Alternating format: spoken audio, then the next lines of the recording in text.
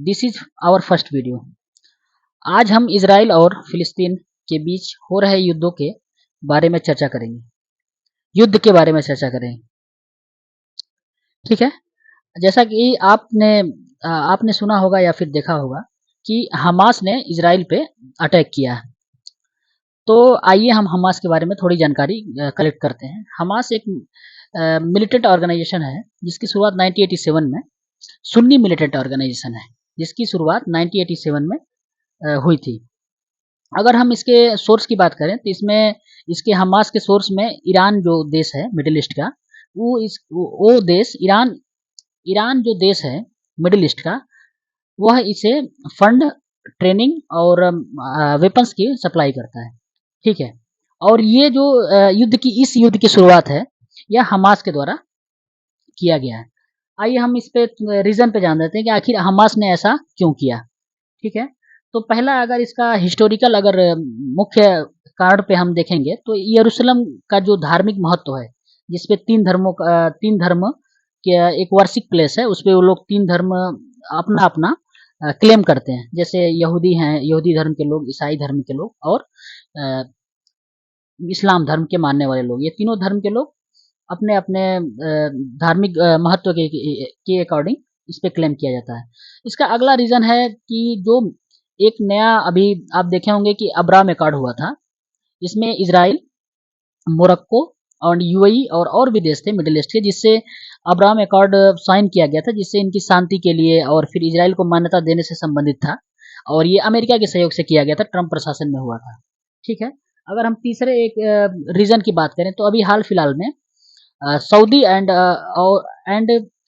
And Israel के बीच एक peace deal sign होने वाली थी, जो भी इसके कारण के रूप में इसको भी इस युद्ध से जोड़कर देखा जा सकता है, ठीक है। आगे हम क्योंकि देखिए जब इजराइल को जब अन्य देश मान्यता दे रहे हैं, फिलिस्तीन को मतलब बिना टेबल पर लाए हुए इजराइल के साथ ये गल्फ कंट्री या फिर अन्य देश जब इस तरह से आपसी सहमति कर रहे हैं एक दूसरे को लेके, तो इसमें फिलिस्तीन के लोगों का और हमास जैसे ग्रुप का ये मानना है कि हम भी एक मतलब देश के रूप में या फिर पार्टी के रूप में हमें भी शामिल किया जाए, ठीक है।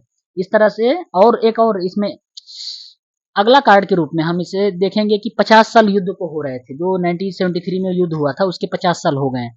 तो इस तौर पे भी इस युद्ध को हम देख सकते हैं। चलिए आगे हम इजराइल के कुछ उसके क्षेत्रों के बारे में या फिर जो फिलिस्तीन का जो क्षेत्र है उस पर हम चर्चा करेंगे कि आखिर हमास का कौन सा क्षेत्र है और फिर फिलिस्तीन के और लोग इजराइल के किस पार्ट में रहते हैं।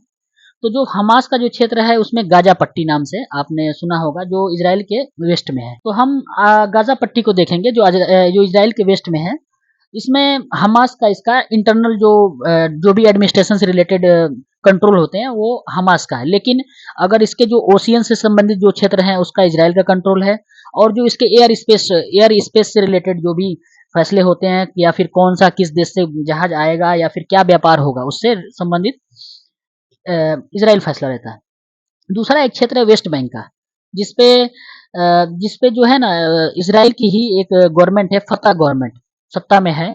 इसका इसका सहयोग सऊदी अरब के माध्यम से इस पे सहयोग किया जाता है, फंड और सारी चीजें, ठीक है। अब हम आते हैं इस पे अटैक के बारे में कि आखिर इतना बड़ा अटैक कैसे हमास ने कर दिया, जबकि इजराइल के पास दुनिया की सबसे बड़ी एक्सटर्नल एजेंसी है जिसे हम मोसाद के नाम से जानते हैं। तो उसके देखिए बहुत सारे मतलब फैक्टर हैं कि ऐसी मतलब मोसाद कैसे फेल हो गई, फेल कहें या फिर कहें कि इजराइल के सामने इतना बड़ा घटना होगी जिसपे आप न्यूज़ मीडिया के माध्यम से देखे होंगे इतने ज़्यादा लोगों की मृत्यु हुई। तो देखिए अब मोसाद अटैक कैसे कर पाया हमास, तो देखिए पहला है कि सी के तरफ से भी अटैक हुआ। दूसरा जो पैराग्लाइडर्स होते हैं उसके माध्यम से भी हुआ। तीसरा जो गजा से सटा हुआ इजराइल का इलाका है उसमें अलग अलग पॉइंट से हमास के लोगों ने एंट्री की। उसके बाद एक जो चौथा तरीका है वो था कि रॉकेट के माध्यम से, यानी 20 मिनट में, एक डाटा के अनुसार 20 मिनट में 5000 रॉकेट एक साथ इजराइल के ऊपर दागे गए। जाने होंगे कि एयर डोम मिसाइल सिस्टम है, एंटी मिसाइल सिस्टम है जो इजराइल के द्वारा बनाया गया है, तो इज़राइल के पास एक्टिव था। लेकिन जब इतने ज़्यादा संख्या में कम समय में जब रॉकेट्स अटैक होते हैं, तो इसमें ये पूरी तरह से काम नहीं कर सकती। ये एक तरह से एयर जैसे एस-400 मिसाइल सिस्टम जो इंडिया ने रसिया से खरीदा था, उससे आप तुलना कर सकते हैं कि ये कि मतलब हवा में ही जो मिसाइल्स है उसको मार गिराने का काम करते हैं। चलिए अब हम आते हैं कि एक इम्पोर्टेंट पॉइंट है जिसका हम इम्पैक्ट की बात कर सकते हैं कि इसका इम्पैक्ट क्या-क्या होगा। अगर हमास ने ऐसा किया है तो अभी वर्ल्ड पॉलिटिक्स पे, इंडिया पे, गल्फ पे या फिर वेस्टर्न कंट्रीज पे क्या इसके प्रभाव होंगे। तो पहले हम इसका प्रभाव देखते हैं ग्लोबल पार्ट को। तो ग्लोबल पार्ट में देखिए जो जो खाड़ी देश हैं उन पे हम आते हैं। तो जैसे देखिए सऊदी की जो पीस इज़राइल के साथ डील हो रही थी, ये तो अब नहीं होगी क्योंकि सऊदी ने अभी अनाउंस कर दिया है कि कुछ उनके फॉरेन बिज़नेस से रिलेटेड इज़राइल के साथ संबंधों को लेके हाल में अभी कुछ घोषणाएँ की हैं। दूसरा जो है कि दूसरा ये है इम्पैक्ट कि जो ईरान हमास को सपोर्ट कर रहा है, जिसका अब इज़राइल को इसके बारे में संबंधों को लेकर पता चलेगा, तो इससे इज़राइल और ईरान के बीच भी संबंध खराब हो सकते हैं, ठीक है? जिससे मिडिल ईस्ट में और अनस्टेबिलिटी बढ़ जाएगी, जिससे इसके परिणाम स्वरूप इंडिया पर भी इसका प्रभाव पड़ेगा। इंडिया प्रभाव दो तरह से होगा। एक तो मिडिल ईस्ट में जब इजराइल से ईरान से कन्फ्लिक्ट होगा तो हमारा जो क्रूड ऑयल के जो मार्क्स हैं, क्रूड ऑयल के जो रूट्स हैं उस पर प्रभाव पड़ेगा। दूसरा कि जो हमारा एक अभी हम लोगों ने जैसे G20 में एक डील साइन करने के लिए वो किया था, पहल की थी। G20 की जो हमारी डील थी, हमारे G20 में एक और इंडिया पे प्रभाव सबसे महत्वपूर्ण ये पड़ेगा कि G20 में जो इंडिया की मिडिल ईस्ट यूरोप कॉरिडोर की जो डील हुई थी, उस पे एक इज़राइल एक इम्पोर्टेंट पार्टनर है इंडिया का। इसलिए इंडिया पर अगर किसी तरह का स्टैंड अगर नेगेटिव होता है तो इंडिया की ये डील डील इंडिया के पक्ष में ना जाकर किसी और मतलब इसमें व्यवधान चाहे इसमें वो हो जाएगा, रुकावट आ जाएगी, ठीक है?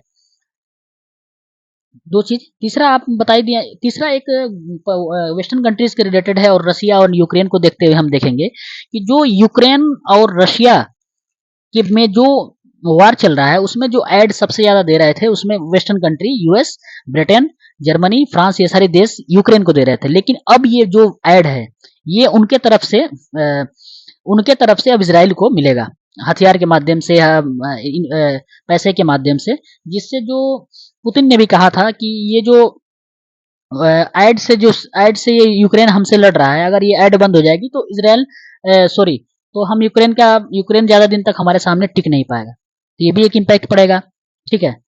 और तीसरा ये है कि ये सभी इम्पैक्ट्स हैं जैसा कि हम ऊपर चर्चा किए हैं, आप देख सकते हैं वो फिगर्स में कि कैसे-कैसे ये सारी घटनाएँ होंगी इन फ्यूचर।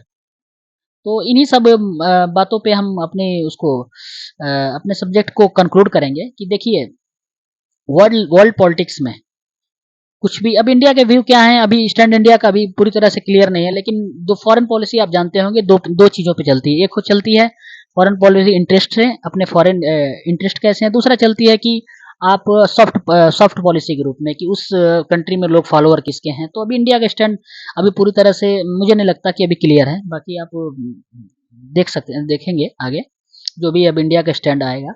लेकिन अगर संबंधों की बात करें फॉरेन पॉलिसी में तो हमारे इजराइल के साथ अच्छे संबंध हैं, ठीक है? और फ़लस्तीन की और हमास ये से लोगों की क्योंकि अभी इन्हें तो दर्जा ही नहीं है, इन्हें देश का दर्जा ही नहीं है, तो हम इस चीज़ को इतना भी रिकॉग्नाइज़ नहीं करेंगे क्योंकि फॉरेन पॉलिसी पूरी तरह से हमारे इंटरेस्ट पे ही चलती है, ठीक है? दूसरा ये कि हमें अभी इज़राइल जैसे देशों की या फिर अन्य जो भी यूरोपीय हों या फिर जो वीटो पावर्स कंट्रीज़ हैं, इनकी काफ़ी ज़्यादा नीड्स है क्योंकि हमें यूएनएससी में यूनाइटेड नेशन के सिक्योरिटी काउंसिल में हमें परमानेंट मेंबर बनने के लिए इन सारे देशों की सहमति और सहमति के साथ-साथ हमें इनकी तरफ से एक रिकमेंडेशन भी चाहिए वोटिंग के लिए भी ताकि हम एक परमानेंट मेंबर बन सकें। जैसा हमने देखेंगे कि अफ्रीकन यूनियन को हमने G20 में शामिल कराया, ये भी हमारा एक यूएनएससी से जोड़कर देख सकते हैं। तो इन सभी बातों पे अगला हम वीडियो फिर बनाएँगे। ये हमारा पहला वीडियो था। आप इसको ज़्यादा से ज़्यादा लाइक और सब्सक्राइब करें। ठीक है? थैंक यू एंड जय